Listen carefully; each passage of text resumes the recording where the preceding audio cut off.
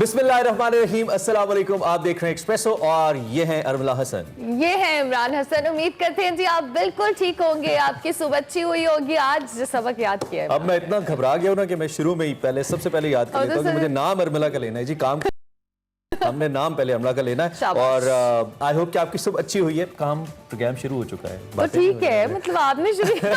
अच्छा जनाब, वही बात जो इमरान ने कहा, सुबह अच्छी हो और कोशिश करेंगे कि आपकी सुबह अच्छी हो। और साथ साथ हम आपको बहुत सारी नसीहतें भी करते हैं रोज कि आपने अपना ख्याल रखना है। खुद अमल करें ना करें, हम कर लेते हैं थोड़ा सा, हाँ कर लेते हैं, मतलब थोड़ा सा अमल कर लेते हैं। मैं तो आज बहुत ज्यादा अमल कर रही हूँ आजकल।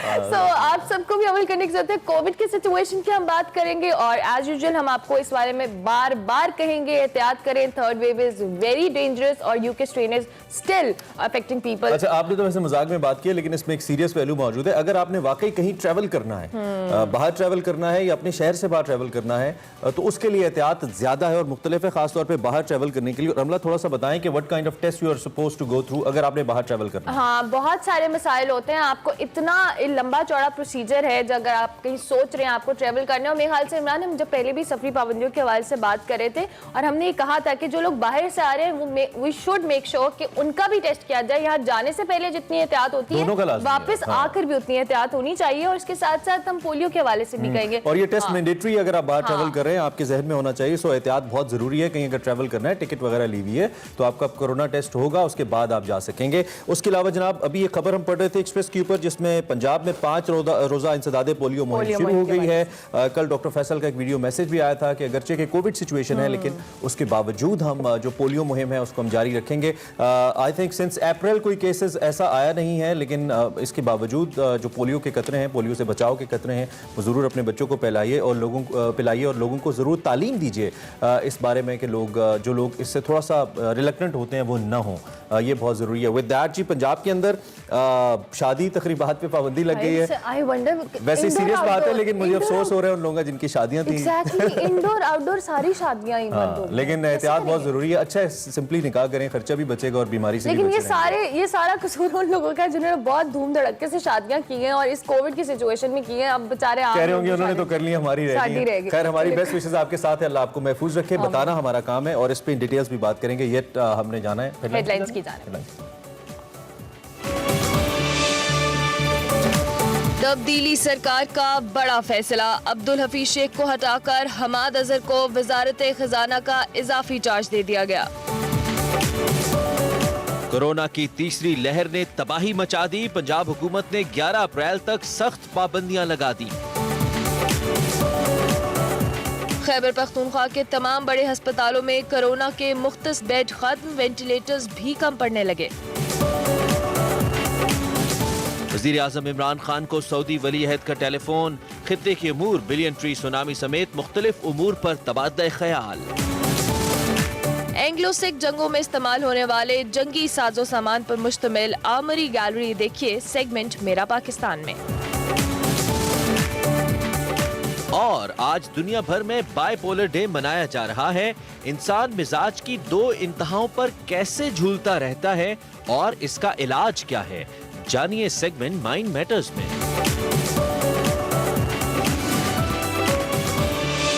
बाइपोलर पर्सनालिटीज, उनके हवाले से भी आज सेगमेंट है, बहुत जरूरी है। हाँ ठीक है, परेशान क्यों हुई हैं? बड़ी खबर बताते हैं आपको।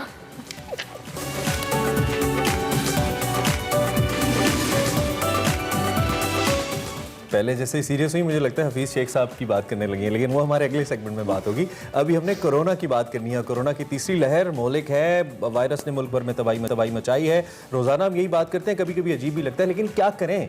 मुसलसल 5 दिन से 4000 से ज्यादा केसेस योमिया रिपोर्ट हो रहे हैं और इसमें मुल्क भर में अगर हम कोरोना फैलने की मजमूई शरह की बात करें तो इट्स 11%। हर 100 में से 11 अफराद इसका शिकार है। और सबसे खतरनाक बात यह है कि इससे नौ मौलूद बच्चे भी, और नौ मौलूद बच्चों से लेकर 1 साल से 10 साल तक के बच्चे भी मुतासिर हो रहे हैं। और कल गालिबन मैंने किसी चैनल पे सुना कि कुछ 7 दिन का बच्चा था जो मुतासिर हुआ पिम्स के अंदर। हाँ बिल्कुल, और ये वेव जो है यूके स्ट्रेन की हम बात करें, ये बहुत ज्यादा अफेक्ट कर रहा है बच्चों में। कंट्रोल से बाहर सिचुएशन है। इस्लामाबाद की भी कई सेक्टर्स को रेड जोन करार दे दिया गया है। खैबर पख्तूनख्वा में भी कोरोना वायरस बेकाबू है। बड़े अस्पताल जो है वो मुतासरा मरीजों से भर चुके हैं और वेंटिलेटर्स भी खत्म हो गए हैं, जबकि शदीद मुतासरा इलाकों में 11 अप्रैल तक तालीमी इदारे बंद कर दिए गए हैं।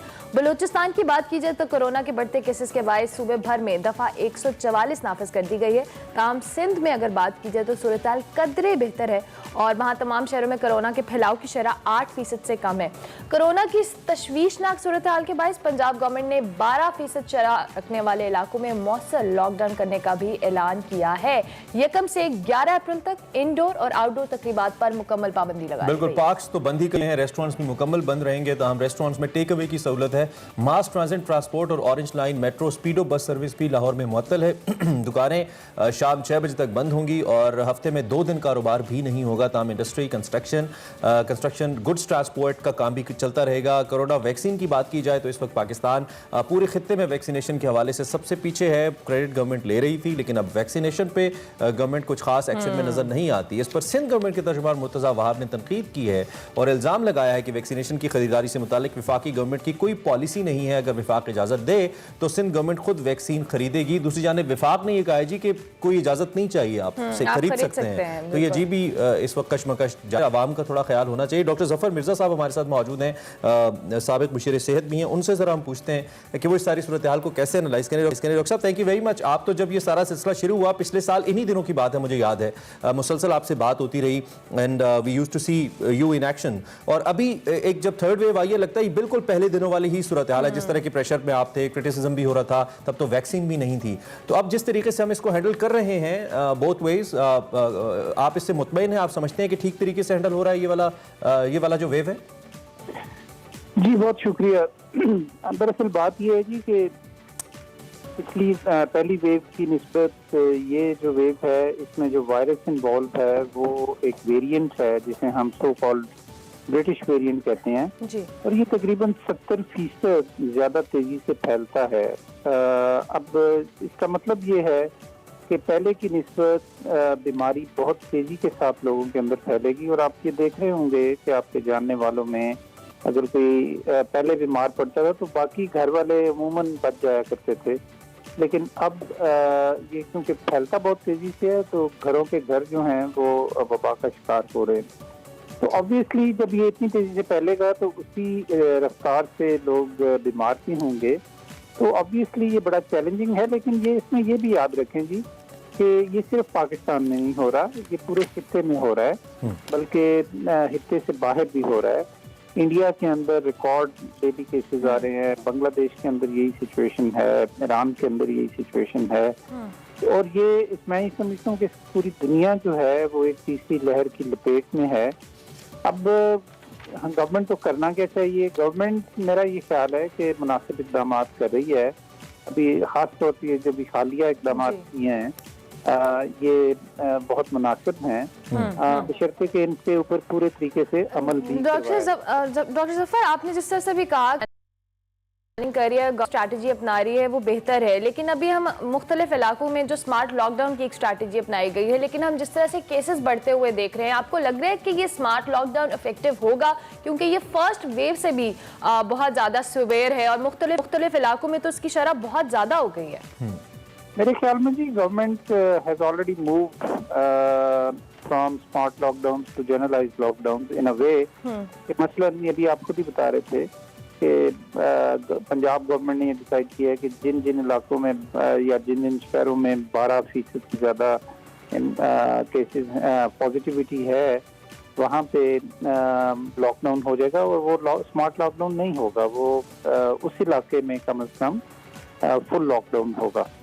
तो बात यह जी कि गवर्नमेंट जो भी कर ले, लेकिन ये लॉकडाउन हमें अपने ऊपर खुद इम्पोज करना है और इंफरादी सतह पे भी, खानदानों की सतह पे भी और कम्युनिटी की सतह पे भी। गवर्नमेंट जो भी कर ले, लेकिन अगर हम उसके ऊपर अमल नहीं करेंगे, हम उसमें अपनी जिम्मेदारी महसूस नहीं करेंगे और वो इक़दाम नहीं करेंगे कि जो किए जाने चाहिए, तो गवर्नमेंट जो भी कहती रहे इससे कोई फर्क नहीं पड़ेगा। और यहाँ ये जरूर कहना चाहता हूँ कि गवर्नमेंट के जो लीडरान हैं उनको भी इस पे अमल करने की जरूरत है। और इससे बड़ा गलत मैसेज जाता है लोगों में कि जब एक तरफ तो गवर्नमेंट ये कह रही है कि लोगों को ये करना चाहिए और दूसरी तरफ उनके अपने जो ध्यान है वो उस पर अमल ना करें। आपका इशारा यकीनन वजीर आजम की उस मीटिंग की तरफ है जिसमें वो मास्क लगा के कोविड पॉजिटिव होते हुए मीटिंग करते। खैर वैक्सीन की थोड़ा सा डॉक्टर साहब हमें बताइएगा, जब ओबियसली आप मिनिस्ट्री ऑफ हेल्थ को देख रहे थे तब वैक्सीन नहीं थी, अब तो एक हमारे पास उम्मीद की किरण वैक्सीन की सूरत में मौजूद है। तमाम प्राइम मिनिस्टर ने यह कहा है कि जल्दी वैक्सीन नहीं आ सकती। सूबों और विफाक के दरमियान कुछ डिफरेंस ऑफ ओपिनियन भी है वैक्सीन के मामले पर। उन्होंने अवाम को SOPs पर ही अमल करने की बात की और दूसरी जानिब पाकिस्तान खित्ते में सबसे पीछे है। कल तो स्पीकर पंजाब असम्बली ने कहा कि बातें कम करें, वैक्सीन मंगवाएं। तो आप इस प्लानिंग से मुतमईन है जो अब तक हुई है, या इसमें अगर कोई तजवीज़ आप दे पाएं कि गवर्नमेंट ऐसे चले तो बेहतरी हो सकती है? Anything about vaccine sir? जी, बात ये जी कि इसको अगर तो हम बहुत एक जैसे कहते हैं ना एक इसका सही तजिया करें तो फिर तो गवर्नमेंट जो कर सकती है वो कर रही है, लेकिन इसका अगर गहराई के साथ तजिया करें तो फिर आपको पता लगेगा कि पाकिस्तान में एक भी वैक्सीन नहीं बनती। अब जाहिर है कि वो वैक्सीन ना बनने का आप इस गवर्नमेंट के ऊपर तो बोझ नहीं डाल सकते। ये तो पिछली कई दहाइयों के ऊपर कई गवर्नमेंट्स ने वो फैसले नहीं किए कि जिनके तहत गवर्नमेंट ऑफ पाकिस्तान जो है यहाँ पे वैक्सीन प्रोडक्शन हो पाती। अब इस बात से अंदाजा लगाएं कि पूरी दुनिया में जो हर तरह की वैक्सीन इस्तेमाल होती है, मैं सिर्फ कोविड की बात नहीं कर रहा, उसका 60% सिर्फ इंडिया में बनता है पूरी दुनिया के अंदर, और पाकिस्तान में उसका 1% भी हमें इस हवाले से भी काम करने की जरूरत थी। बहुत शुक्रिया। क्योंकि डिमांड और सप्लाई बहुत ज्यादा है इस वक्त, तो गवर्नमेंट को बड़ी मुश्किल हो रही है वैक्सीन देने। ठीक हो गया। कोशिश कर रहे हैं। और डॉक्टर साहब एक कम से कम इनिशिएटिव तो लिया ही जा सकता था, कम से कम शुरू तो किया ही जा सकता था। एक साल हो गया, कुछ ना कुछ पेशरफ्त तो हो ही जाती है अब तक। बिल्कुल ठीक हो गया। डॉक्टर जफर मिर्जा हमारे साथ मौजूद थे, साबिक खुसूसी बराए सेहत। बहुत शुक्रिया डॉक्टर साहब कि आपने इस मौजू पे हमें तजिया भी दिया। चूंकि हम बात कर रहे थे वफाक और सिंध की आपस में जो एक चपकलिश चल रही है वैक्सीन को लेकर, हमें इन सारे डिफरेंसेस को साइड पे रख के पब्लिक हेल्थ के हवाले से सोचने की जरूरत है, क्योंकि आपस में तो लीडर जिस तरह से लड़ रहे हैं, ये तो हमें सोचने की बात है कि ये अभी हेल्थ का मामला है, इतनी पैंडेमिक की सिचुएशन है, और हमें ये पड़ रहा है कि वफाक ने किया तो सिंध ने नहीं किया। वैसे जरदारी साहब ने वैक्सीन लगवा लिया कल। ब्रेक ले लें। ये न्यूज़ थी? जी अच्छा, ब्रेक ले लेते हैं। Welcome back to Expresso. बात करेंगे तब्दीली सरकार की कुछ अहम तब्दीलियों की, तो अभी बात करेंगे बड़ी तब्दीली की। पेट्रोलियम बहरान पर मुआविन खुसूसी नदीम बाबर को हटाया गया, उसके बाद अगर ये खबरें सामने आ रही थी कि वफाकी काबीना में भी तब्दीलियों का इम्कान है, लेकिन अब एक बड़ी तब्दीली जो सामने आई है वो वफाकी वजीर खजाना अब्दुल हफीज शेख को ओहदे से हटाने का फैसला किया गया और उनकी जगह वफाकी वजीर हमाद अजहर को वजीर खजाना का इजाफी कलमदान दिया जाएगा और मुआशी टीम की क़यादत करेंगे। ज़राए के मुताबिक वजीर आज़म बढ़ती महंगाई और IMF से सूदमंद मुज़ाकरात न होने की वजह से परेशान थे, जिसकी बिना पर अब्दुल हफीज शेख को ओहदे से हटा दिया गया। बिल्कुल आपने कहा अहम तब्दीलियां, मैं कहूँगा मुसलसल तब्दीलियां। वजीर इत्तलात तकरीबन 4 दफा तब्दीली, अगर हम FBR की बात करें कई बार तब्दीली, IGs की बात करें कई बार तब्दीली, वजीर खजाना कई बार तब्दीली। सो तब्दीलियां ही तब्दीलियां हैं, लेकिन सिर्फ वज़रा में, अवाम के हालात में नहीं। अली मोहम्मद खान साहब हमें ज्वाइन कर चुके हैं, पार्लिमानी उमूर के वजीर हैं। आई होप आपका कलमदान तब्दील नहीं हो रहा, बहुत मौसर आदमी आप इस कलमदान के लिए, और मुनासिब भी हम तो हमेशा कहते हैं, लेकिन जिसकी तारीफ प्राइम मिनिस्टर करते हैं उसे हटा देते हैं। चंद दिन पहले आप भी हमारे शो में और वजीर आजम तकरीबन हर शो में कह रहे थे मुआशी सिमत दुरुस्त हो गई, सब कुछ ठीक हो रहा है, सब कुछ ठीक होने जा रहा है, और ठीक ऐसा हुआ कि हफीज शेख ही हट गए। बिस्मिल्लाहिर्रहमानिर्रहीम, अल्लाहुम्मा सल्लि व सल्लिम व बारिक अला सय्यिदिना मोहम्मद। बहुत शुक्रिया। सबसे पहले तो दुआ है, क्योंकि आपका प्रोग्राम मॉर्निंग में होता है और हम हमेशा इसमें एक अच्छी बात हम लोग करते हैं, तो दुआ ये कि अल्लाह ताला जितने हमारे बीमार हैं अल्लाह उनको सेहत कामला दे। खासकर सदर मामले के जनाब आरिफ अलवी साहब और डिफेंस मिनिस्टर परवेज खान खटक साहब, और दोनों से मेरा एक तो उनका ऑफिशियल एक रिश्ता है, लेकिन एक चचा और भतीजे का एक रिश्ता है, क्योंकि वो एजेड लोग हैं लेकिन बड़े कैपेबल और बड़े प्यार वाले लोग हैं। और ये 23 मार्च के प्रोग्राम में दोनों इकट्ठे थे। मेरी दुआ है कि जल्द से जल्द इंशाल्लाह सेहतयाब हों। आपने वजारतों के बारे में सवाल किया है। देखें, हम लोग इमरान खान साहब को जब हमने ज्वाइन किया, हम सारे प्रोफेशनल लोग हैं। मैं एक प्रोफेशनल वकील हूँ, इंजीनियर भी हूँ। हम एक विजन के साथ उस जमाने में मैटर इसलिए नहीं करते कि काउंसलर भी जीत पाएगा या नहीं। तो अब खान साहब को सबसे ज्यादा फिक्र अगर तरीक की है तो खान साहब को खुद की है, क्योंकि ये एक होप है इमरान खान जो हैं। हमारी यूथ की, क्योंकि मियाँ साहब और जरदारी साहब इन लोगों को अल्लाह ने बड़े मौके दिए। मैं उन पर कोई बुरी बात नहीं करना चाहता, लेकिन मैं समझता हूँ 3 बार जब आप मुल्क के वजीर आजम बन जाते हैं, मियाँ साहब की बात कर रहा हूँ, कुदरत मुश्किल से ही फिर आपको चौथा मौका देती है, तो अवाम खान साहब की तरफ देख रही है। तो इस वक्त मैं इस बात से आपकी एग्री करता हूँ कि महंगाई एक बहुत बड़ा प्रॉब्लम है। इमरान खान साहब अपनी कोशिश करें कि टीम मैनेजमेंट में अगर कोई कमी बेशी है, कोई सुकम है, तो उसको बेहतर किया जाए।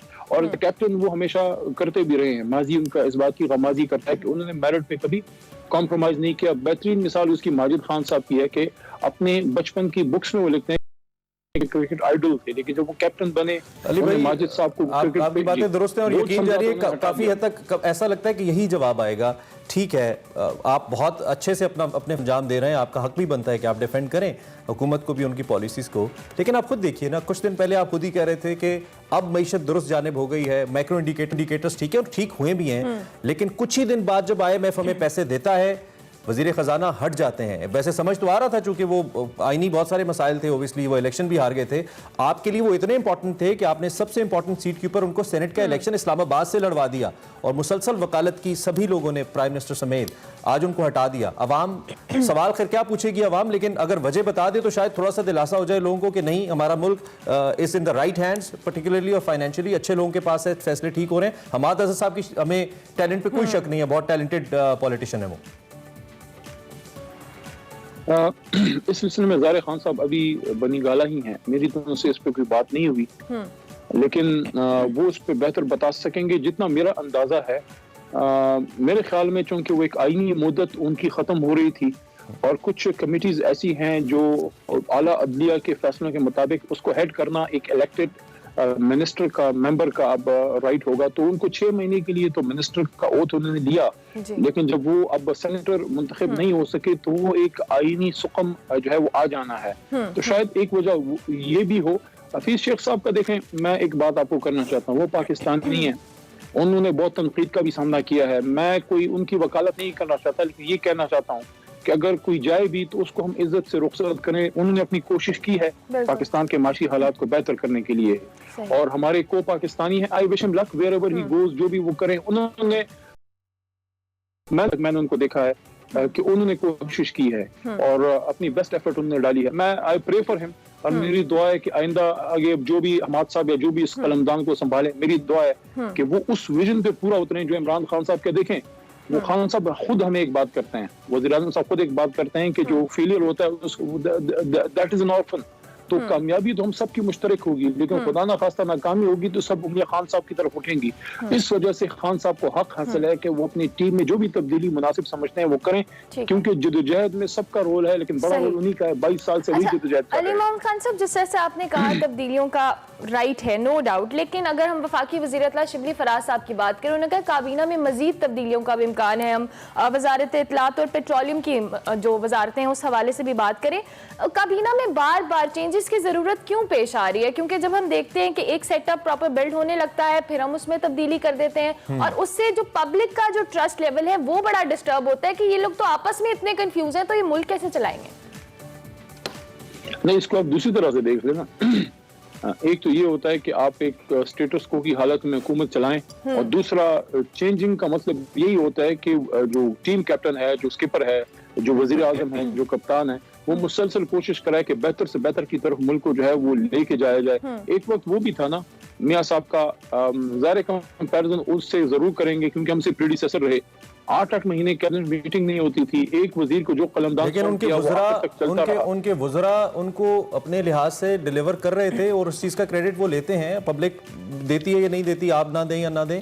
लेकिन दूसरी जानिब शब्बर जैदी साहब, जो कि इमरान खान साहब की तारीफ उन्होंने की कि वो मेहनत कर रहे हैं, लेकिन उन्होंने कहा कि गवर्नमेंट टैक्सेशन को बेहतर करने के लिए सख्त फैसले लेने को तैयार नहीं है। इस पर आप क्या कहेंगे? नहीं, मैं इस बात से शब्बर साहब की नहीं एग्री करता, और शब्बर जैदी साहब अपना इनिंग्स खेल चुके हैं। ही वाज नोबडी, उनको लाया गया उनकी कैपेबिलिटी की बुनियाद पे। पॉलिटिकली मैं कह रहा हूँ कि पॉलिटिकली उनकी कोई ऐसी स्टैंडिंग नहीं थी, खान साहब उनको लेके आए, उन्होंने कोशिश की, उस तरह से शायद डिलीवर नहीं कर सके। मैं उनके बारे में भी कहना चाहता हूँ कि उनको भी इज्जत से रुखसत किया जाना चाहिए। ठीक है, इज्जत से रुखसत किए जा रहे हैं, लेकिन पूछ नहीं रहे कि किसने। मैं जरूर कहूंगा कि वो मैं नहीं समझता कि अगर आप एक जगह पे उस तरह से परफॉर्म नहीं कर सके, आप जाके हुकूमत पे तनकीद करना शुरू करें। अपनी राय का इजहार वो कर सकते हैं। मेरे ख्याल में जो इम्पोर्टेंट है वो ये कि इमरान खान साहब भरपूर कोशिश कर रहे हैं कि उस सही डगर पे चलाया जाए, और उसके लिए जितनी भी कुर्बानी है, जितने भी थैंक यू जी, क्योंकि बार-बार थैंक यू सो मच, आपके वक्त का बहुत शुक्रिया, आपने अपनी राय किया। इमरान खान साहब बकौल अली मोहम्मद खान साहब की कोशिश कर रहे हैं, लेकिन जो लोग चले जाते हैं उदा छोड़ के, उनसे पूछा नहीं जाता कि उन्होंने पिछले 2-3 साल क्या किया। कई वज़रा ऐसी तब्दील हुए और कई लोग, और ये सिलसिला जारी है, तब्दीली जारी है। घबराना नहीं आपने, ब्रेक लेंगे, ब्रेक के बाद हाजिर होंगे।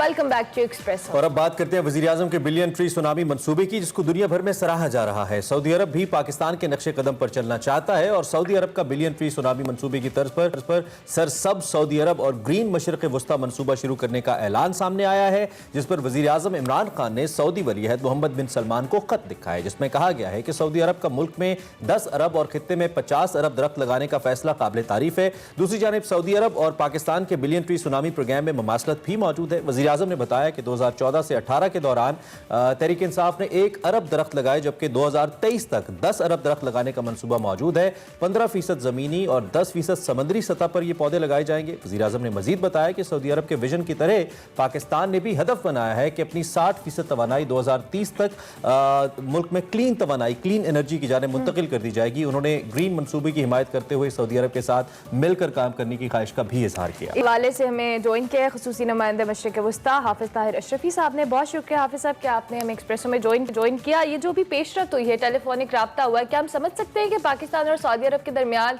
जो ये ताल्लुकात हैं वो बहाल होने जा रहे हैं? बिस्मिल्लाहिर्रहमानिर्रहीम, नहमदुहु व नुसल्ली व नुसल्लिमु अला रसूलिहिल करीम। गुजारिश ये है कि हमारे ताल्लुकात तो बहुत ज़बरदस्त हैं। बहाल तो तब होते कि जब कटे होते। पाकिस्तान और सऊदी अरब के जो ताल्लुकात हैं वो ईमान और अकीदे के ताल्लुकात हैं। हम एक जिस्म और रूह की तरह हैं। हमारा दिफा, हमारी सलामती, हमारा इस्तेहकाम और सबसे बढ़कर हमारा ईमान मुश्तरका है। हमारे वहाँ मुक़द्दसात हैं, तो अल्हम्दुलिल्लाह हमारे ताल्लुकात में कोई दरार नहीं है। ये जो राब्ता हुआ है कि एक तो वज़ीर आज़म साहब चूँकि उनको कोरोना की वबा का शिकार हुए, तो सऊदी वलीअहद उनको अपना बड़ा भाई समझते हैं, और एक इस हवाले से राब्ता हुआ। दूसरा जो हमने वज़ीर आज़म साहब ने सऊदी वलीअहद को खत लिखा, जिसमें जो उनका प्रोग्राम है ग्रीन सऊदी अरब ग्रीन मशरिक़ वस्ता का जो उन्होंने ऐलान किया, तो आपको इल्म है कि हमारे वज़ीर आज़म साहब का विजन यही है, और हम भी ग्रीन पाकिस्तान प्रोग्राम जो है हमारा वो इस वक्त रूज पर है, दुनिया उसकी तारीफ कर रही है। तो इस हवाले से भी हमने आगे बढ़ने का फैसला किया। पाकिस्तान ने अपनी मुकम्मल मुआवनत जो है, कल वज़ीर आज़म साहब ने सऊदी वलीअहद अमीर मोहम्मद बिन सलमान को अपने मुकम्मल ताउन और मुआवनत का कहा। हम एक गरीब मुल्क हैं, बहुत सी चीज़ें हम सऊदी अरब के लिए इस हवाले से और अरब इस्लामी ममालिक के लिए कर सकते हैं। और तीसरी जो बात है वो ये है कि चूंकि कोरोना की वजह से आपको पता पूरी दुनिया बंद है, सऊदी अरब के वलीअहद ने जनाब इमरान खान साहब को दौरे की दावत दी है, और इंशाअल्लाह बहुत जल्द जो है इंशाअल्लाह हाफिज साहब आपसे बात होती रहेगी। यकीनी तौर पे बड़ी अहम पेशरफ्त है और इसमें बड़ी इसकी मस्बत नताइज हम उनकी उम्मीद कर सकते हैं। पाकिस्तान और सऊदी अरब के देरीना दोस्ताना ताल्लुकात, इसमें कोई दो नहीं है, और हमारे मुकद्दस मकामात हैं हमारे वहाँ पे, इस पे बात होती रहेगी। जी आगे हम बढ़ते हैं, क्या ब्रेक लेनी है? बिल्कुल ब्रेक लेंगे, ब्रेक के बाद हाजिर होंगे। आप देखते रहिए Expresso. Welcome back to Expresso. और अब हम बात करने वाले हैं वर्ल्ड बाइपोलर डे के हवाले से। पर्सनालिटी के 2 हिस्से होते हैं, इसको बड़े बेहतर अंदाज में बताने वाले हैं वकार अहमद मलिक के इस दिन के हवाले से, उन लोगों के हवाले से क्या इनका इलाज होता है और किस तरह से इनको टैकल किया जाना चाहिए। तो देखते हैं माई मैटर्स।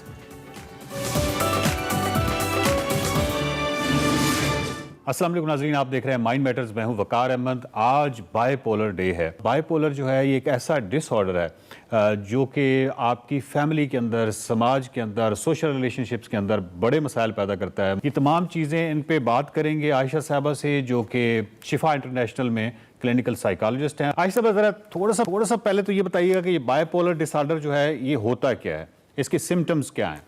बाइपोलर डिसऑर्डर जो है वो एक नफ्सियाती बीमारी है जिसमें जो है एक इंसान जो है दो एनर्जी स्टेट्स के बीच में जो है फ्लक्चुएट करता है। कभी कभार वो बहुत ज़्यादा हाईली एनर्जेटिक फील करते होते हैं और कभी कभार बहुत ही लो एनर्जी स्टेट्स जो हैं वो फील करते होते हैं। सो अगर नॉर्मल इंसान यहाँ पे फंक्शन कर रहा है, हाई एनर्जी स्टेट में वो यहाँ पे फंक्शन करते हैं और लो एनर्जी स्टेट में उसके नीचे ही फंक्शन करते होते हैं। इसमें जो है जो सिम्टम्स जो हम लोगों को देखने को मिलते हैं वो है कि हाई सेल्फ स्टीम। सो इंसान समझता है कि वो दुनिया का जैसे बहुत ही अमीर इंसान है और बहुत ज़्यादा पावरफुल इंसान है।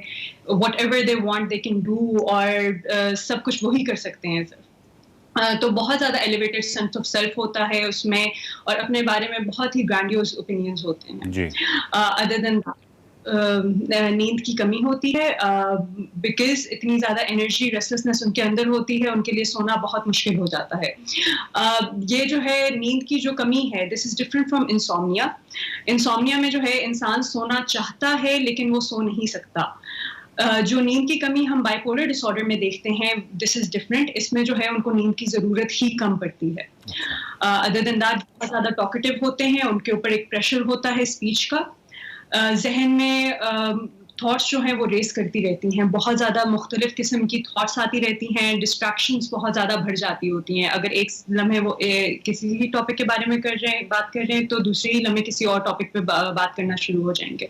And then there is the other end जो डिप्रेसिव एपिसोड आ जाता है। डिप्रेसिव एपिसोड में डिप्रेशन के सिम्टम्स, सारी अलामात आ जाती हैं। लो मूड, डिप्रेस मूड, किसी चीज़ में इंटरेस्ट नहीं रहता, किसी एक्टिविटी में इंटरेस्ट नहीं रहता, एपेटाइट में चेंजेस, हाइपरसोम्निया या इंसोम्निया, बहुत ज़्यादा सोना, बहुत कम सोना, रेस्टलेसनेस या फिर बहुत स्लो हो जाते हैं मोटरली, थिंकिंग एबिलिटी थोड़ी सी डिमिनिश हो जाती है और नेगेटिव हो जाती है। ठीक है आयशा साहब, ये बताइएगा कि जो बायपोलर है इसको जेंडर के हवाले से अगर देखा जाए तो ये ख़वातीन में ज़्यादा होता है या मर्दों में ज़्यादा होता है? जेंडर के हवाले से एक इक्वल ही अमाउंट में हम लोग देखते होते हैं। हाउएवर फीमेल्स में जो बाइपोलर डिसऑर्डर है उसमें रैपिड साइक्लिंग ज़्यादा होती है। दैट मीन्स के स्टेट ऑफ हाइटेंड इमोशन और डिप्रेसिव इमोशन जो है बहुत रैपिडली चेंज करते होते हैं एज कम्पेयर टू मेल्स।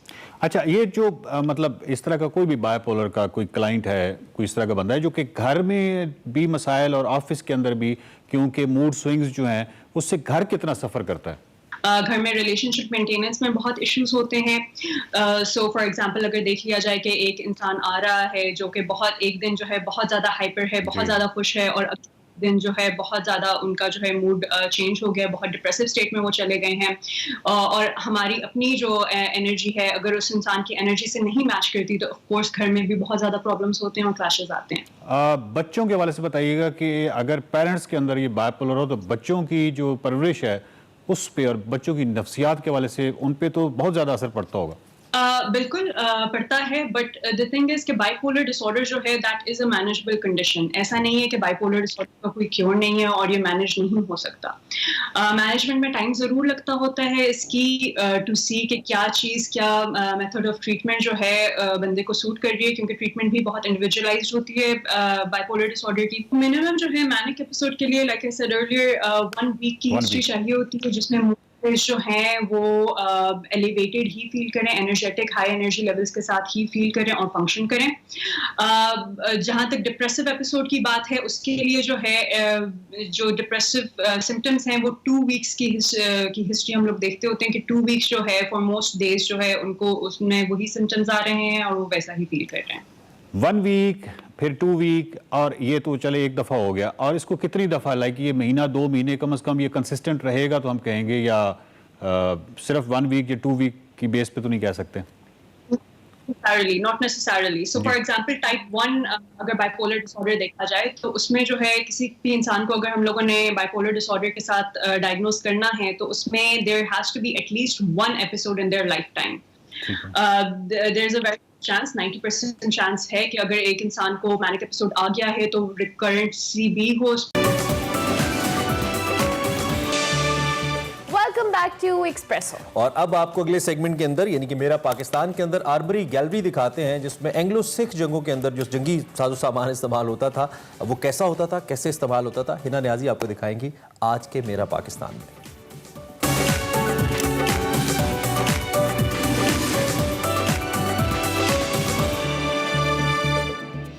अस्सलाम वालेकुम नाजरीन, मैं हूं हिना नियाजी और आप लोग देख रहे हैं मेरा पाकिस्तान। नाजरीन, आज मैं आर्मरी गैलरी और सिख गैलरी में मौजूद हूं, जहां तारीख के शायकीन के लिए बहुत दिलचस्प सामान मौजूद है। तो आइए चल के करते हैं खूबसूरत गैलरीज की सैर।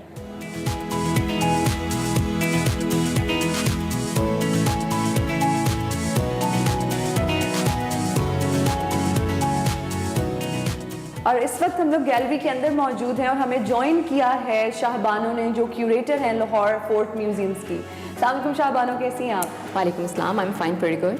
अच्छा, मुझे सबसे पहले ये बताएं कि आप हमें इस गैलरी में क्या दिखाने वाली हैं? सबसे पहली यूनिक चीज़ क्या है इस गैलरी में सबसे पहले जो आई कैचिंग स्कल्पचर है, जो लोग आते ही देखते हैं और हैरत से देखते ही रह जाते हैं, वो है रेप्लिका।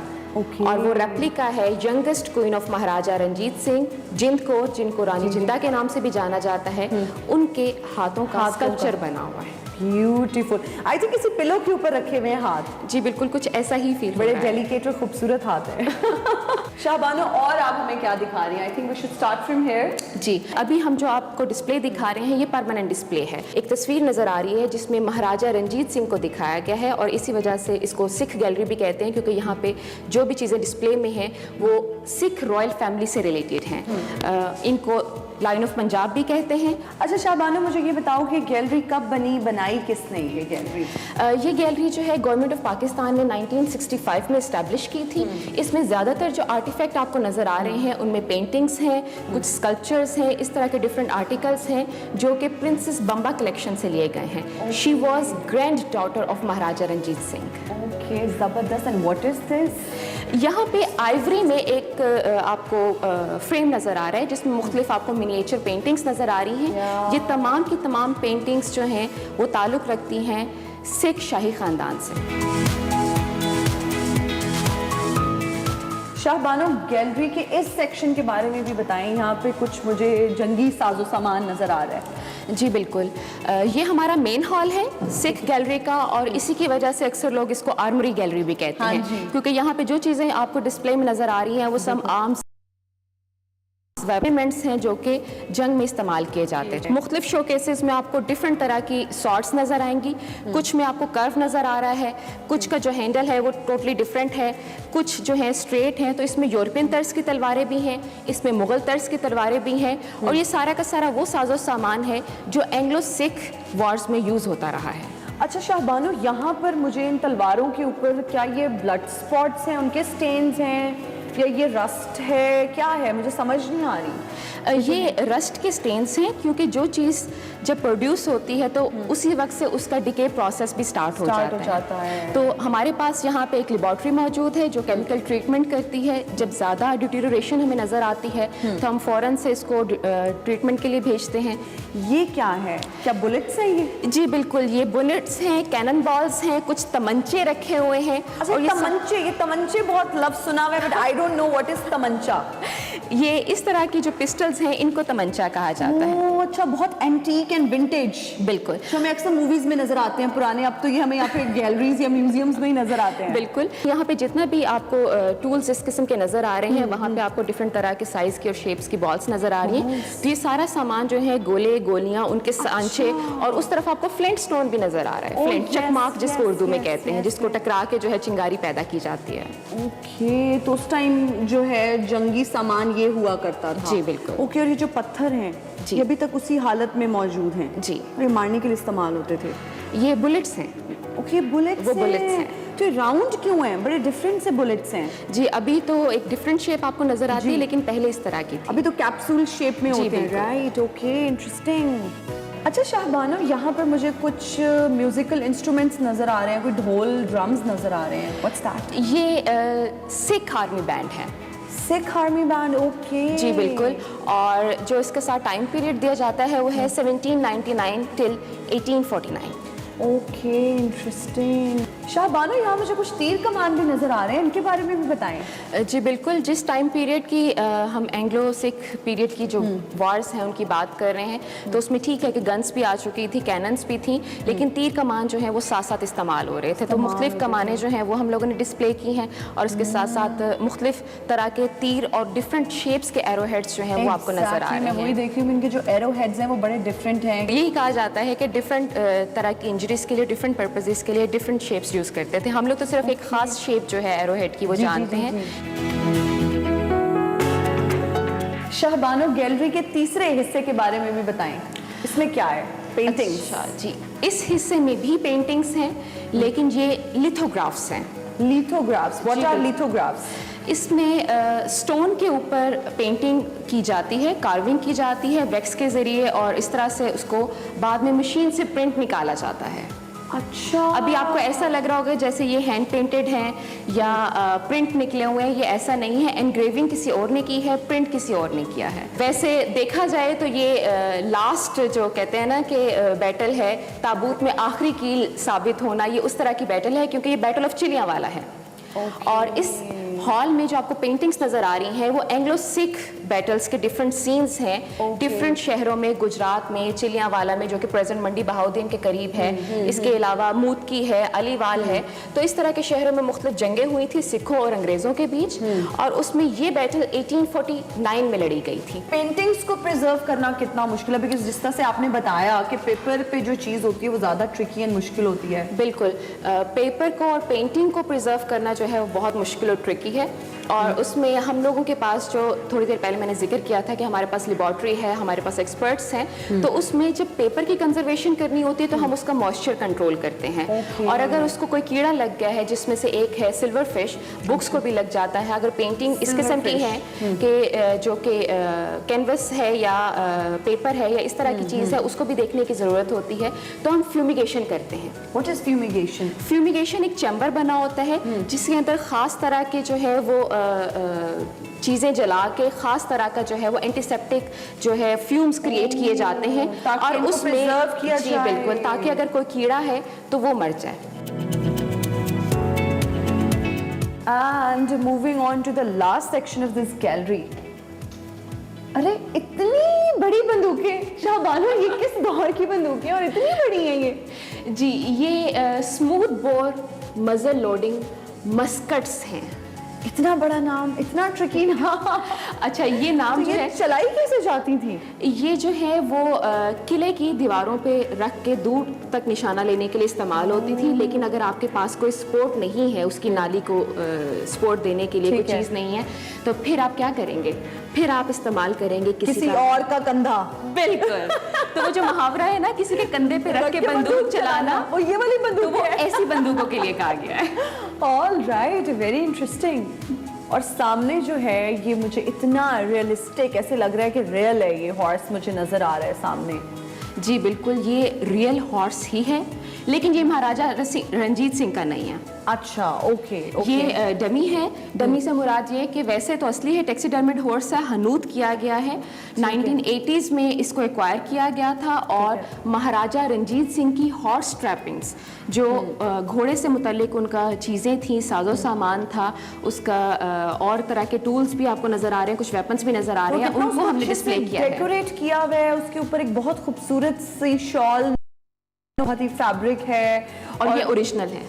अच्छा, okay. This must be very expensive. बिल्कुल, क्योंकि आपको अभी तक जिस हालत में नज़र आ रहा है, इसका मतलब है कि कुछ अच्छी क्वालिटी की चीज़ यूज़ हुई थी, लेकिन उसके अलावा भी चूंकि ये महाराजा रंजीत सिंह से ताल्लुक़ रखती है चीज़, तो ऑब्वियसली इसकी वैल्यू जो है उसमें इजाफा। पीछे भी कुछ मुझे ज्वेलरी पीस नज़र आ रहा है, बहुत खूबसूरत, very nice, beautiful beautiful. Thank you so much Shah Bano for your time, और इतनी डिटेल्ड आपने हमारे साथ डिस्कशन की और इतनी खूबसूरत गैलरीज की हमें सैर कराई। थैंक्स टू यू कि आपने इस म्यूजियम का विजिट किया और उसको इतनी प्रोजेक्शन दी। Thank you.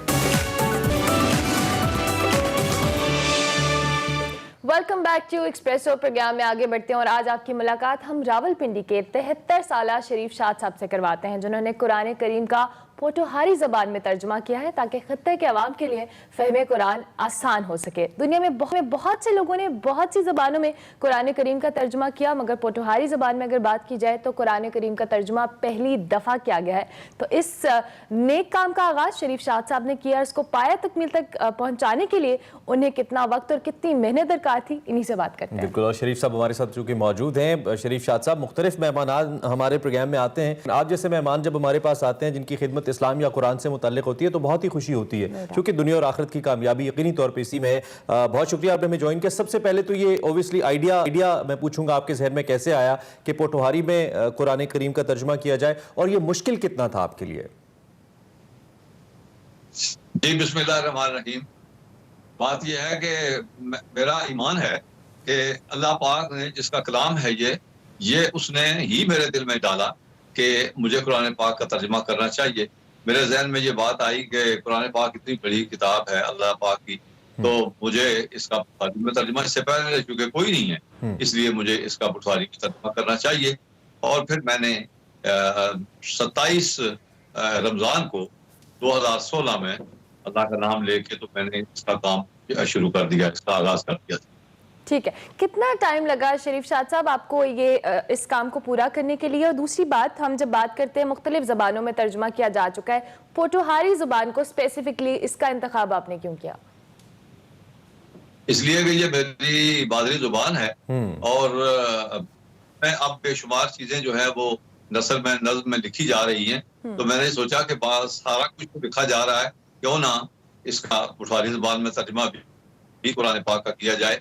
और इसके लिए मुझे आप ये देखें कि शुरू करने से लेके तो मुकम्मल होने तक जिस शक्ल में कुरान पाक होता है, छप के आता है, छपता है, उस वक्त तक इसमें 4.5 साल लगे। अच्छा, 4.5 साल का बहुत बड़ा अरसा है, लेकिन काम ओबियसली काम उससे बड़ा है, बहुत बड़ा है। तो ये कैसे दस्तयाब है लोगों को, जो लोग पोठोहारी में इसको पढ़ना चाहते हैं? आपको देख रहे हैं इस वक्त, वैसे भी मादरी ज़बान का फ़ख्र भी होता है लोगों का, और मालूमात तो है ही पोठोहारी के अंदर, तो कैसे रसाई कैसे हासिल करें इस तक? ऐसा है जी, फिलहाल तो वो जो नुस्खे हैं वो सारे के सारे मैंने अपने पास मंगवाए थे। ठीक है। अब हम ये कोशिश कर रहे हैं कि इस्लामाबाद में, रावलपिंडी में और गुजरखान में खास तौर पे जो पोठवार का दिल है, जो जहाँ पे ज्यादा पोठवारी पढ़ने वाले और लिखने वाले लोग मौजूद हैं और जानने वाले, तो वहां पर भी बुक सेंटर्स में इसको रखवाया जाए।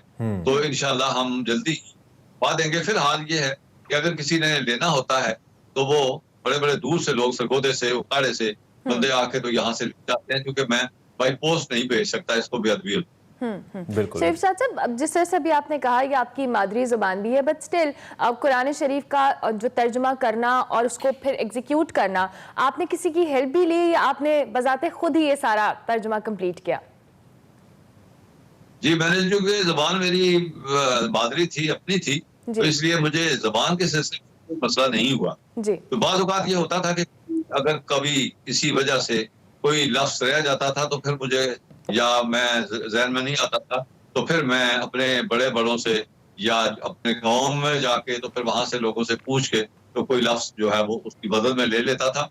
नॉर्मली जो काम है वो सारे का सारा मैंने खुद ही किया। बहुत बड़ी, बहुत अजीम तारीख़ है खित्ता पोठवार की, और बहुत बड़ी बड़ी शख्सियात यहाँ पे पैदा हुई हैं तारीख़ी लिहाज से, और ये खित्ता बज़ाते खुद एक बहुत बड़ी, एक इसके ऊपर दास्तानें लिखी जा सकती हैं, हम ज़ाती तौर पे जानते हैं। तो आपकी इस काविश को इस खित्ते के अंदर मुख्तलिफ शख्सियात की जानिब से कैसे सराहा जा रहा है, नंबर 1, और नंबर 2, इस वक्त वो लोग जो कि इस किस्म की कोई भी कोशिश अपनी किसी भी मादरी ज़बान में करना चाहते हैं, आपने तो पोठवारी में कर दिया, उनको आप क्या कहेंगे? वो किस बोली और लिखी पढ़ी जो है, अब सूरत हाल ये है कि बहुत सारे लोग हैं, बहुत सारे हमारे लिखने वाले ऐसे आ गए हैं जो पटवारी में शायरी तो कर ही रहे हैं, लेकिन नस्ल जो है वो लिखी जा रही है।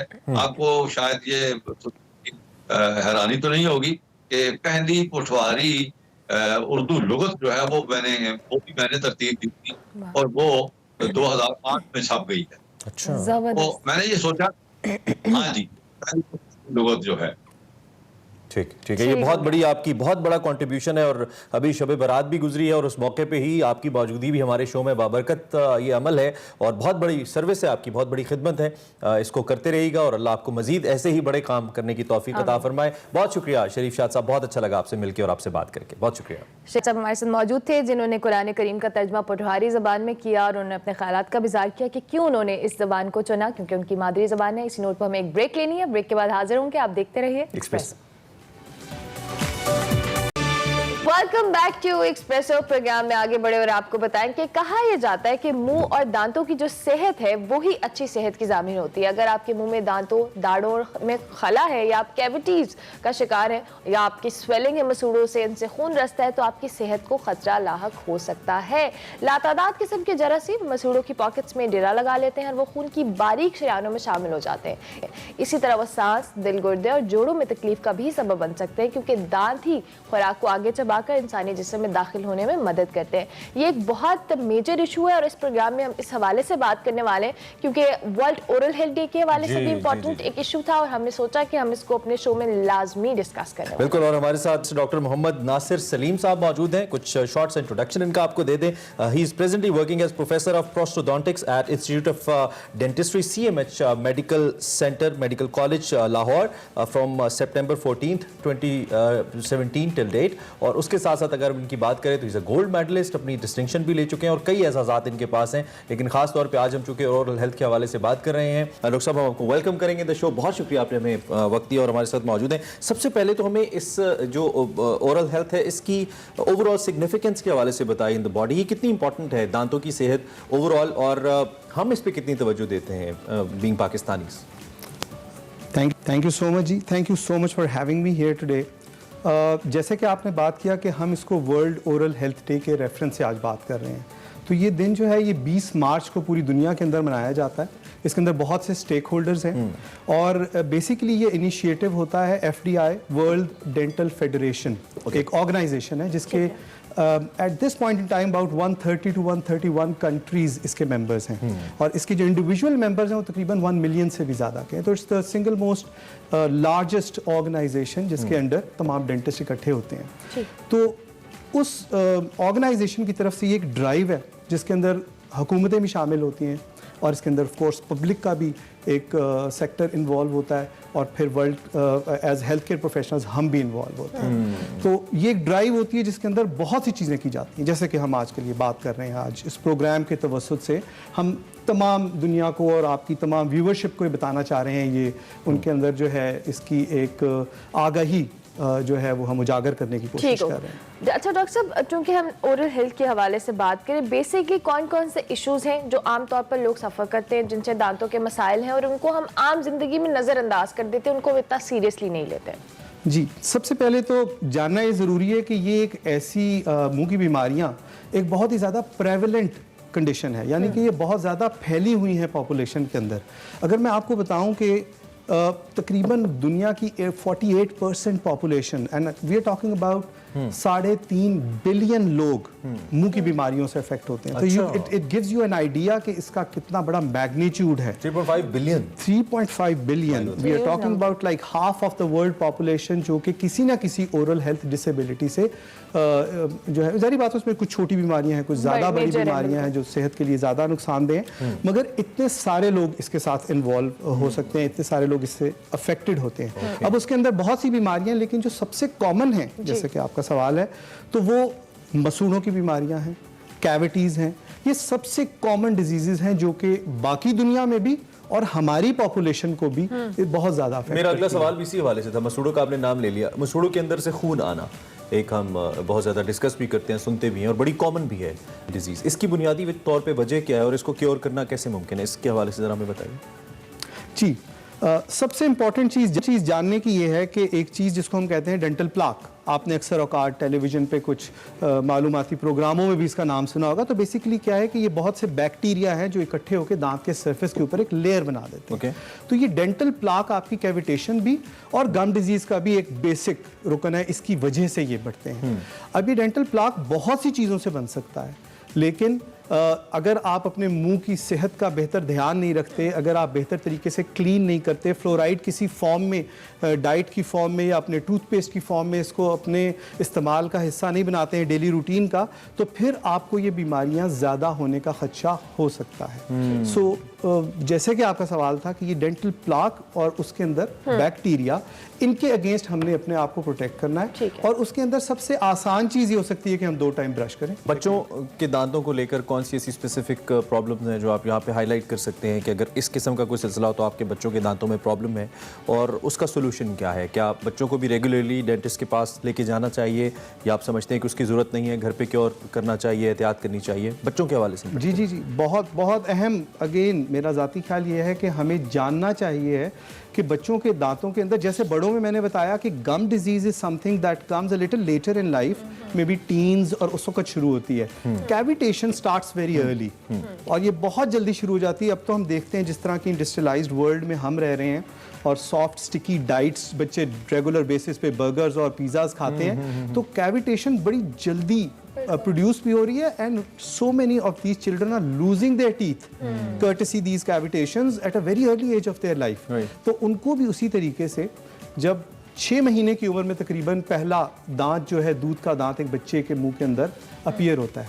सो अगर उस वक्त भी आप जाके अपने डेंटिस्ट को दिखा सकें कि ये अब मुझे कैसे, ज़री बात है, मैंने अक्सर औकात जिक्र करता हूँ कि बहुत सी सिविलाइज्ड और इंडस्ट्रियलाइज्ड जो पार्ट्स ऑफ द वर्ल्ड हैं, उनके अंदर जो एक्सपेक्टिंग मदर होती है is suppose to visit a dentist so that she is prepared, कि उसने किस तरीके से अपने बच्चों के दांत जब वो निकलेंगे तो उनकी केयर करनी, यानी कि बच्चों की पैदाइश से पहले ही उनको मालूमात तो होनी चाहिए। और फिर आपको बहुत अच्छे अच्छे से ब्रश मिल जाते हैं जो ऐसे उंगली पे चढ़ जाते हैं, और आम अच्छे किसी भी जनरल छोटे बच्चों के किसी डिपार्टमेंटल स्टोर से, तो आप उसके जरिए बगैर किसी टूथपेस्ट के ऐसे वाटर के साथ ब्रशिंग की आदत डालिए। So as early as 6 months I am saying, और फिर उसके साथ फिर वो चलता रहे, और रेगुलर 6 month डॉक्टर साहब, हमारे यहाँ नॉर्मली घरेलू टोटके बहुत आजमाए जाते हैं कि फलानी चीज़ लगा लो, फलाने ने कहा ये लगा लो। सो कितना आप रिकमेंड करते हैं कि हम नेचुरल चीज़ों की तरफ भी जाएं जिससे से, लेकिन उसको हम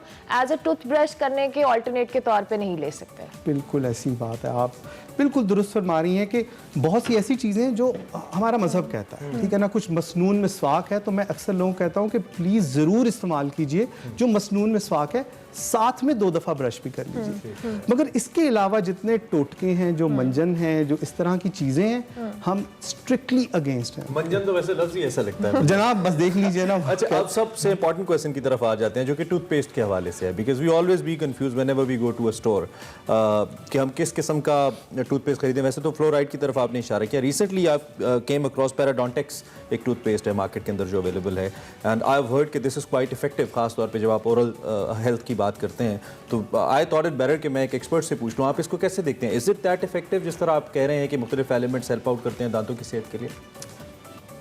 जी, इस सवाल का मैं थोड़ा सा जामे जवाब देना चाहूँगा। आपको ये चीज़ अंडरस्टैंड कर लेनी है कि सबसे इम्पॉर्टेंट चीज़ 2 times soft to medium brush के साथ ब्रशिंग करना है, ठीक है, रात के वक्त और सुबह के वक्त, किसी भी अच्छे टूथपेस्ट के साथ। There are so many out there.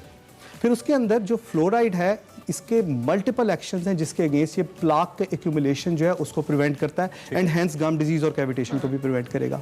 अब बहुत से पेस्ट हैं जो कि मार्केट में मौजूद हैं जो कि फ्लोरिडेटेड हैं, और उनमें से एक पैरोडोंटिक्स भी है, it's a good paste. So depending upon what your dentist recommends to you, what you find for your own self, fluoridated toothpaste के अंदर Parodontax is a good toothpaste. But there are so many other toothpaste out there in the market.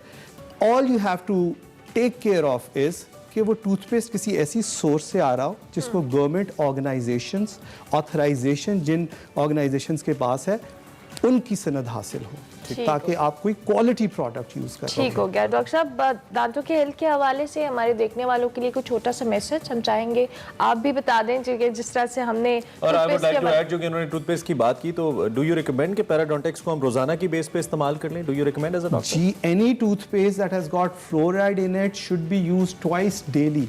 सुबह के वक्त और रात को सोने से पहले the last thing that you should do is brush your teeth. So it would have, if it has fluoride of course it helps, और वो आपके दांतों को फर्दर प्रोटेक्शन देगा throughout the course of the night and then in the morning as well for the rest of the day. Alright, that's great. We have got to know that हमें पता चला, हमारी information है that you have lost a great number of your weight that you have put on during this COVID thing, क्योंकि लोग देख रहे हैं आपकी मौजूदगी से फायदा उठाते हुए। जरा थोड़ा सा एक तो कोई टिप बता दीजिए, and one last message for oral health, आप कुछ भी देना चाहें उन लोगों को जिनकी एक्सेस डॉक्टर्स तक यूजुअली नहीं है, जो भी आप कहना चाहें। थैंक यू सो मच जी। सबसे पहले तो ये कि पिछले 1 साल के दौरान मैं अपने वज़न के बारे में ही बात कर रहा हूँ, अपने स्टूडेंट्स से, अपने कॉलीग से और अपने रिश्तेदारों से। तो मुझे जो मेरा पर्सनल एक्सपीरियंस है उसके अंदर मेरा ख्याल है it has everything to do with the diet. और इसी मैसेज को मैं डेंटल हेल्थ की तरफ भी ले जाऊंगा कि अगर आप एक बैलेंस्ड डाइट खाते हैं, बहुत सी ऐसी बीमारियां हैं इसके अलावा भी, मुंह की बीमारियों के अलावा, जो कि आपकी नॉन बैलेंस्ड डाइट की वजह से होती हैं। तो बैलेंस्ड डाइट खाइए, is my my message to you. Brush twice daily and visit your dentist every 6 months, and I hope we don't get to see more of and one last thing, think positive, be positive. Thank you so much doctor साहब, बहुत शुक्रिया कि आप important issue पे हमें join किया। Doctor Nasir Salim हमारे साथ मौजूद थे जिन्होंने हमें ओरल हेल्थ के हवाले से बताया। अभी हमें एक ब्रेक लेनी है, ब्रेक के बाद हाजिर होंगे। आप देखते रहिए Expresso. Welcome back to Expresso. Program में आगे बढ़ते हैं और अब आपकी मुलाकात हम पाकिस्तान की एक ऐसी खूबसूरत शख्सियत से करवाते हैं क्योंकि पाकिस्तान की पहली डाउन सिंड्रोम का शिकार मेकअप आर्टिस्ट हैं, यूट्यूबर हैं, बहुत ही प्यारी हैं और मासूम भी हैं देखने में। हम रिदा ज़ारा नकवी की बात करें जो कि प्राइड ऑफ पाकिस्तान भी हैं, और हमने इनको परेड वाले दिन परेड वेन्यू पे भी देखा था 25 तारीख को, और इस वक्त हमारे साथ मौजूद और इंस्टाग्राम और यूट्यूब पर बहुत पॉपुलर है और ये मशहूर हो गए हैं, लेकिन स्टिल ये एक्सप्रेसो का हिस्सा बनी है। इनकी उम्र 16 साल है और क्या इनके फ्यूचर प्लान्स हैं, क्या ये इसी तरह से लोगों को मेकअप सिखाएंगी यूट्यूब पे, आप इनकी वीडियोस भी साथ साथ हमें देख सकते हैं। रिदा ज़ारा हमारे साथ मौजूद है। रिदा, कैसी हैं आप? मैं ठीक हूँ। रिदा, वेलकम टू एक्सप्रेसो। आप तो बहुत माशाल्लाह ज़बरदस्त काम कर रही हैं, इंस्टाग्राम, यूट्यूब, हर जगह हमें रिदा ज़ारा नजर आ रही हैं। कैसे ख्याल आया कि अब आपने मेकअप करने हैं और इतना मशहूर हो जाना है? Thank you. Thank you Rida. Rida के मोर देन 60,000 फॉलोअर्स हैं इंस्टाग्राम के ऊपर और माशाल्लाह she is a celebrity now. अच्छा रिदा, थोड़ा सा बताओ किस किस्म का मेकअप सिखाती हैं आप, जरा बताइए हमें आप। अभी तो क्या सिखाया नहीं किसी को, मैंने सिखाऊंगी मैं सबको। सिखाएंगी सबको। वैसे रिदा आपकी वीडियो से दिख रही है, हमने सीख लिया वैसे आपकी, आप लाइनर बहुत अच्छा लगाती हैं। हाँ जी, थैंक यू। अच्छा, तो रिदा कैसे ख्याल आया कि यूट्यूबर बनना है और मेकअप करना है यूट्यूब के ऊपर और इंस्टाग्राम के ऊपर ताकि लोग आपसे इंस्पायर हों, कैसे ख्याल आया ये तो जी मेरी बहन है, मेरे करती हैं। मेरी बड़ी बहन है वो मैं पीच रहती है और मेरी दूसरी बहन है वो इंस्टाग्राम यूज करती है मेरा करती है। और मेकअप है ना, मुझे बहुत अच्छा, मुझे मेकअप बहुत शौक है करना और मैं ये कहूँगी मैं सबको सिखाऊंगी मेकअप करना। ठीक हो गया। रिदा, मुझे बताएं कि आप सिर्फ अपना मेकअप करती है या बहनों का भी मेकअप करती हैं? पहले तो मैं हमने खुद का करती हूँ ना, हमने बहन का किया था, बड़ी बहन का। अब मैं आके जाकर अपनी मॉडलिंग को करूंगी, मुझे एक मॉडलिंग भी लूंगी। मुझे भी अपॉइंटमेंट चाहिए आपसे, मैं इस्लामाबाद आऊँ तो आप मेरा मेकअप करेंगी? मैं करूंगी, आपका मेकअप तो मैं करूंगी। बस डन। अच्छा रिदा, मैंने आपकी बहुत सारी सेलिब्रिटीज के साथ पिक्चर्स भी देखी हैं, उनके मेकअप्स की हैं आपने या वैसे ही आपकी मुलाकात हो गई उनसे? ऐसी मुलाकात हुई थी मुझसे। बाकी जो एक्टर्स थे मेरे पीसी पे सब ये ISPR तो सारे लोग कैसे हैं, अच्छे लोग हैं। मैं ये सब कुछ किया और एक्ट्रेस में जो अच्छे लोग हैं, मैं उनके दामन मूवीज में उनके ये देखती हैं। एक्ट्रेस तो अच्छे हैं और सब अच्छे लोग, मतलब एक्ट्रेस हैं, एक्टर हैं और ड्रामे भी आते हैं और बहुत खुशी होती है मुझे उनसे मिलना, फोटो खींचना, वीडियो। आपको सब अच्छे लगते हैं ना, क्योंकि आप खुद बहुत अच्छी हैं, इसलिए आपको सब बहुत अच्छे लगते हैं, आप बहुत मासूम हैं। अच्छा, मुझे ये बताएं रिदा, क्योंकि अब आपके मेकअप तो आप करती हैं, यूट्यूब पे भी आप अपनी वीडियोस लगाती हैं, अब आपके और क्या प्लान्स हैं? आपने किसी और चीज़ में ट्राई करना है कि आपको ये भी बहुत अच्छा आता हो, आपको उसका शौक हो और आप उसकी भी वीडियोस बनाएं? और इसके आगे मैं सोच रही हूँ क्या करना, तो आगे जाकर प्लान है मेरा उसके लिए मुझे फोटोग्राफी का बहुत शौक करना। मैं फोटोग्राफर बनूंगी, टीचर भी बनूंगी और मुझे कुकिंग का बहुत शौक है करना, तो मैं शेफ बनूंगी।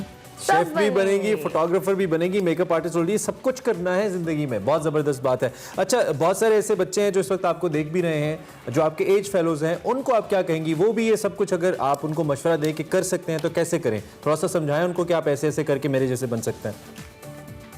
हेयर स्टाइल तो मुझे तो अच्छा लगता है। हेयर स्टाइल तो मैं खुद भी बनाती हूँ और मैं बस सबको मैं सिखाऊंगी, लोगों को मैं सिखाऊंगी हेयर स्टाइल। अच्छा, हमें जरा बताइए अच्छा सा हेयर स्टाइल कैसे बनता है, थोड़ा सा बताइए कैसे करें तो अच्छा हेयर स्टाइल बनेगा। जल्दी से बता दें। हाँ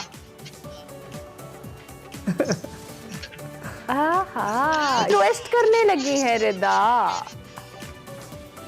वाह रिदा, एक्सप्लेन नहीं करें ना साथ साथ, जैसे आप मेकअप में बताती हैं ऐसे समझाने हैं बालों में। Very nice nice, very nice Rida, impressive Rida, फौरन तैयार थी रिदा ने हमें करके। अच्छा रिदा, आपने जब मेकअप आप करती हैं तो आपको शुरू में मुश्किल लगता था लाइनर लगाना? मुझे अभी तक बहुत मुश्किल लगता है, आप तो बड़े आराम से लगा लेती हैं। मुश्किल तो थोड़ा सा होता था मुझे, अब तो नहीं। वो मुश्किल तो मेरा आईलाइनर मस्कारा होता है ना, तो मैं थोड़े से टिप भी दी है मैंने सबको, तो वो सबने उस में वो फॉलो करेंगे, मतलब वो करेंगे ना, मुझे देख मेरा यूट्यूब वीडियो देखेंगे, सीखेंगे। आईलाइनर मैं लगाती हूँ, मस्कारा लगाती हूँ, थोड़ा सा आईज के नीचे लग जाता है मस्कारा, और कभी आईलाइनर लगाती हूँ तो थोड़ा सा ऊपर लग जाता है आईज पे, मतलब आई शैडो पे लग जाते हैं आईलाइनर। अच्छा रिदा, ये तो आपकी वीडियोस हम देख रहे हैं ना, इसमें आप बाल बड़े अच्छे बनाती हैं। अब मुझे ये बताएं कि जो लड़कियां आपको देख रही हैं, आप उनको आसान सा हेयर डू बता दें, आगे गर्मियां आ गई, बाल बांधने कैसे हैं, जल्दी से बता दें। मैं ये बस ये बोलूँगी, हेयर स्टाइल तो आसान है हेयर सीखना। आप मेरे पास सब लोग हैं, मेरा यूट्यूब वीडियो देखें हेयर स्टाइल की, तो साथ साथ हेयर स्टाइल वीडियो देख के सीखते हैं ना, मुझे देख के बनाए हेयर स्टाइल बनाए। तो आप कौन सी ऐसी मशहूर शख्सियत हैं या कोई एक्टर हैं या जिनका मेकअप आप करना चाहती हैं? आप चाहती हैं कि आपको मौका मिले तो आप उनका मेकअप करेंगी? जी मैं ये तो सोच रही थी करना, और मुझे बस मोटरम भी चाहिए मेकअप करने की है। मोटरम तो भी मेकअप करते ही हैं, तो मुझे मोटे भी लूँगी मेकअप करने की है। और पसंदीदा शख्सियत कौन सी है जो आपको बहुत अच्छी लगती है, खातून या एक्ट्रेस आपको बहुत अच्छी लगती है, जिनका आप नाम लेके मैंने उनका मेकअप करना है?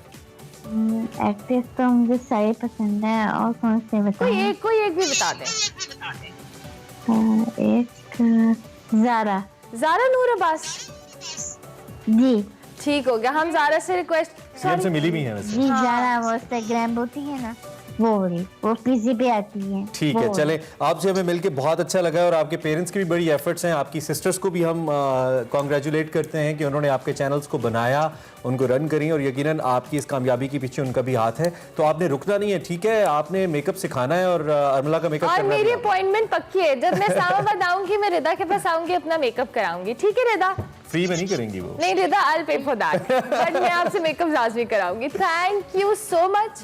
कुछ कह रही थी आप? मेरी बड़ी बहन है, वो दुबई पे रहती है, दुबई पे रहती है। अच्छा, चले आपकी बड़ी बहन अगर देख रही हैं तो उनको भी हमारा सलाम, और आपकी पूरी फैमिली को बहुत शुक्रिया आपने हमें ज्वाइन किया। Thank you so much. Rida Zara Naqvi हमारे साथ ही यूट्यूबर है, बड़ी जबरदस्त मेकअप आर्टिस्ट है। इनकी वीडियोस देख के मैं बहुत एंजॉय करती हूँ, इतने आसानी से मेकअप करती और कहती है मैं सबको सिखाऊंगी, हम सबको सिखाएंगे। अच्छा, बंद करना शो, टाइम खत्म हो गया। रिदा, नाइस मीटिंग यू, बहुत शुक्रिया, आपने शो एंजॉय किया तो जरूर हमें फीडबैक दीजिएगा। कल आपसे मुलाकात होगी इंशाल्लाह। अल्लाह हाफिज़। अल्लाह हाफिज़।